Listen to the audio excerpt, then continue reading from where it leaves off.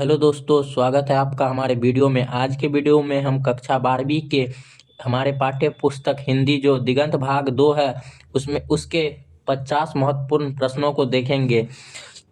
चलते हैं, बिना किसी देरी के वीडियो को स्टार्ट करते हैं। हमारा पहला प्रश्न है, क्या बालकृष्ण भट्ट की रचना बातचीत क्या है? तो आप जानते हैं कि दिगंत भाग 2 का पहला ही चैप्टर है बालकृष्ण भट्ट की बातचीत, जिसको बालकृष्ण भट्ट ने लिखा था। यह कौन सी है? गद्य की एक विधा है, ललित निबंध। चलते हैं अपने दूसरे प्रश्न के पास। जो हमारा प्रश्न है कि उसने कहा था कहानी किस शहर का चित्रण है? तो आप जानते हैं इसमें एक छोटा सा लड़का और एक छोटा सा लड़की रहती है, जिसकी मुलाकात कहाँ होती है? अमृतसर के भरे बाजार में। चलते हैं अपने तीसरे प्रश्न के पास। हमारा तीसरा प्रश्न है, क्या संपूर्ण क्रांति का नारा किसने दिया था? तो आप जानते हैं कि संपूर्ण क्रांति का नारा जयप्रकाश नारायण ने, और कब दिया था? 5 जून 1974 को। आप याद रखिएगा ये भी। चलते हैं अपने नेक्स्ट प्रश्न की तरफ। हमारा चौथा प्रश्न है कि अर्धनारीश्वर पाठ के लेखक कौन है? तो आप जानते हैं अर्धनारीश्वर पाठ के लेखक कौन है? दीन रामधारी सिंह दिनकर। इनको राष्ट्रकवि के नाम से भी जाना जाता है। चलते हैं अपने नेक्स्ट क्वेश्चन की तरफ।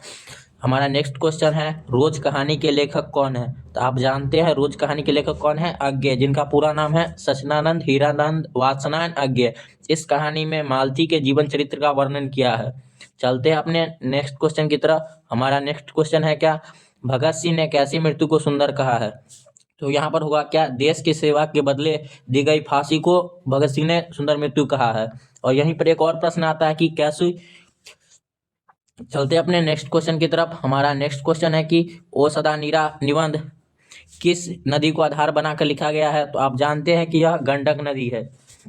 चलते अपने नेक्स्ट क्वेश्चन की तरफ। सिपाही की माँ एकांकी में बिस्नी चारपाई के पास मोढ़े पर बैठकर क्या करती थी? होगा क्या आपका, सूत काटती थी। आप जानते हैं कि सिपाही की माँ कहानी को किसने लिखा है? मोहन राकेश ने। चलते हैं अपने नेक्स्ट क्वेश्चन की तरफ। हमारा नेक्स्ट क्वेश्चन क्या है? प्रगीत और समाज किस विधा की रचना है? तो यह होगा अपना आलोचनात्मक निबंध।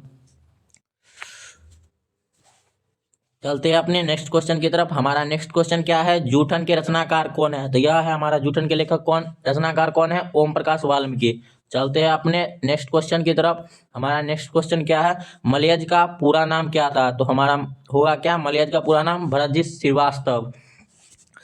चलते हैं अपने नेक्स्ट क्वेश्चन की तरफ। त्रिच कहानी के कहानीकार कौन है? तो आप जानते हैं त्रिच कहानी के कहानीकार कौन है? उदय प्रकाश। जिसमें और त्रिच को क्या कहा जाता है? तो त्रिच को एक विषाक्त लिजार्ड कहा जाता है। चलते हैं अपने नेक्स्ट क्वेश्चन की तरफ।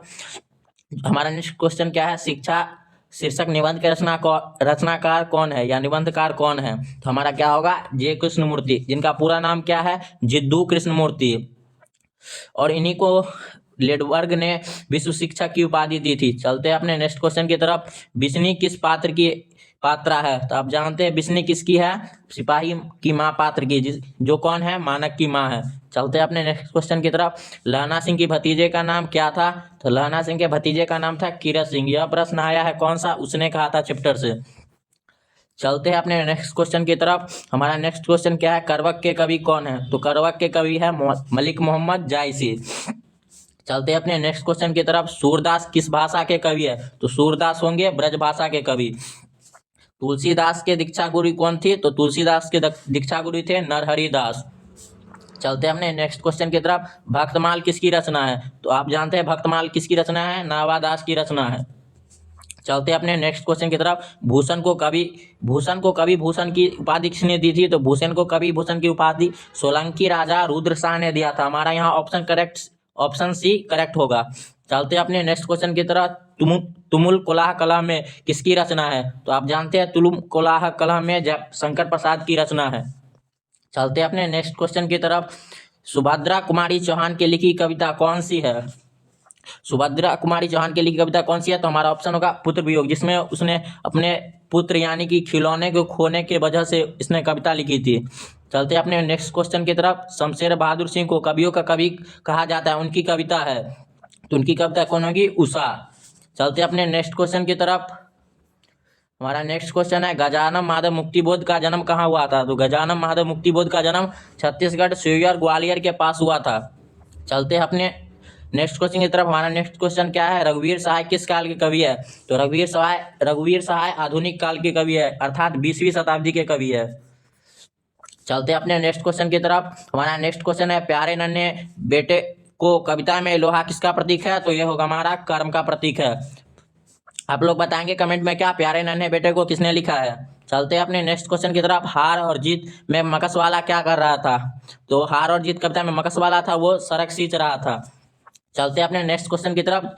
गांव का घर कविता के कवि कौन है? तो गांव के घर कविता का कवि है ज्ञानेंद्र पति।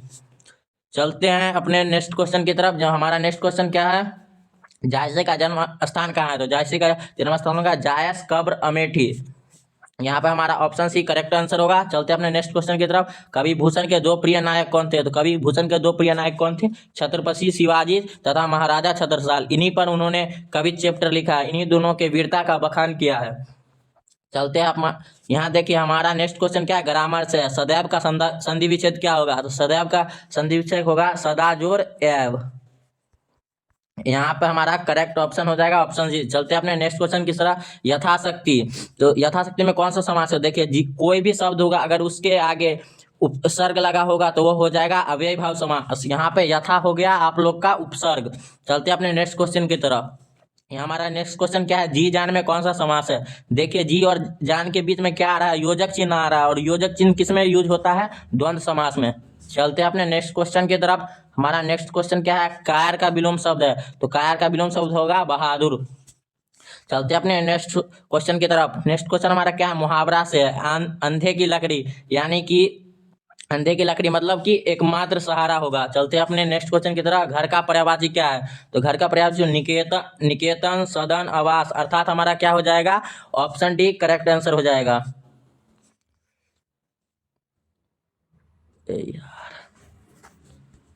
चलते हैं अपने नेक्स्ट क्वेश्चन की तरफ। इस पुरुष का विलोम क्या है? तो पुरुष का हो जाएगा अपना स्त्री। यहाँ नारी पर आप लोग मत टिक कर दीजिएगा या महिला पर, जो उससे मिलता जुलता शब्द रहेगा वही होगा आंसर। चलते हैं अपने नेक्स्ट क्वेश्चन की तरफ। परोपकार का संधि विच्छेद देखा है। यहाँ पर व्यंजन संधि का क्वेश्चन आ गया है तो होगा परोपकार का संधि विच्छेद पर जोर उपकार। यहाँ पर करेक्ट ऑप्शन होगा ऑप्शन बी। हाथ पांव मारना का मुहावरा क्या है? यानी कि हाथ पांव मारना मतलब कि काफी प्रयत्न करना, यह नहीं कि आप हाथ पांव मारना मतलब समझ जाइएगा कि नदी में तैरना होता है। चलते अपने नेक्स्ट क्वेश्चन की तरह। जो स्त्री कविता रचती है उसके लिए एक शब्द होगा तो क्या हो जाएगा? कवित्री। यहाँ पे कभी कभी पूछ देता है कि कवि का स्त्रीलिंग क्या होता है? तो कवित्री ही होता है। तो आप इस दोनों शब्द में धोखा मत खा जाएगा। यहाँ पर ऑप्शन होगा बी करेक्ट ऑप्शन। चलते हैं अपने नेक्स्ट क्वेश्चन की तरफ। आस्तिक का विलोम क्या है? तो आस्तिक का विलोम हो जाएगा नास्तिक। चलते हैं अपने नेक्स्ट क्वेश्चन की तरफ। अकल का अंधा, यानी अकल का अंधा मतलब होगा क्या? मूर्ख होना। चलते हैं अपने नेक्स्ट क्वेश्चन की तरफ। हमारा नेक्स्ट क्वेश्चन क्या है, सुंदर का पर्यायवाची है। सुंदर यानी कि जो मन को हर लेता है उसे मनोहर कहते हैं, यानी सुंदर से मिलता जुलता शब्द है। चलते हैं अपने नेक्स्ट क्वेश्चन की तरफ। नयन का संधि विच्छेद है, तो नयन का संधि विच्छेद होगा नौ जोर यन नयन। चलते हैं अपने अगले क्वेश्चन की तरफ। हमारा अगला क्वेश्चन क्या है, अधिनायक में कौन सा उपसर्ग है? तो देखिए यहाँ पर अधि जो हो जाएगा अपना उपसर्ग है, यानी कि ऑप्शन ए करेक्ट ऑप्शन। चलते हैं अपने नेक्स्ट क्वेश्चन की तरफ। पढ़ाई में कौन सा प्रत्यय है? तो पढ़ाई जो है क्या? पढ़ जोर पढ़ प्लस आई से बना है, तो ये हमारा हो जाएगा यहाँ पे क्या कौन सा हो जाएगा प्रत्यय? आई। चलते हैं अपने नेक्स्ट क्वेश्चन की तरफ। हमारा नेक्स्ट क्वेश्चन क्या है, लंबोदर में किस समास का उदाहरण है? लंबोदर किस समास का उदाहरण है? लंबोदर पूछ रहा है। देखिए लंबोदर बोलने से क्या आपको पता चल रहा है? गणेश जी, और एक विशेष अर्थ दे रहा है, इसीलिए यह हो जाएगा बहुब्रीहि समास।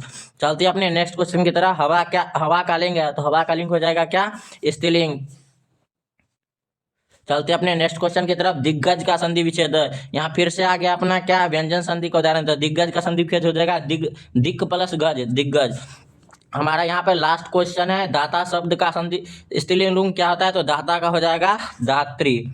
आप यहाँ पे हमारा देखिए परीक्षा में वार्मशीट भरते समय प्रश्न संख्या और विकल्प को ध्यान से पढ़िए, आपके लिए जरूरी सूचना है। आज के लिए वीडियो में बस इतना ही, और आप लोग को कौन से विषय के VVI ऑब्जेक्टिव का वीडियो चाहिए कमेंट सेक्शन में जरूर बताइएगा। Thanks for watching.